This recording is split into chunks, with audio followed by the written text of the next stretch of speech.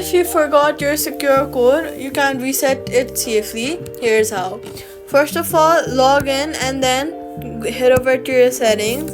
After going to settings, go to security, then select secure access code, then choose reset or recover. Verify your identity and then set a new code.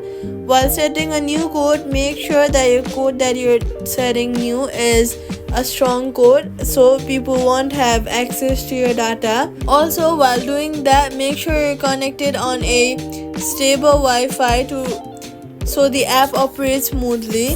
If your Wi-Fi isn't stable, try switching between Wi-Fi and mobile data to rule out network issues. Tip: avoid repeating old pins, and that's it. Subscribe for more.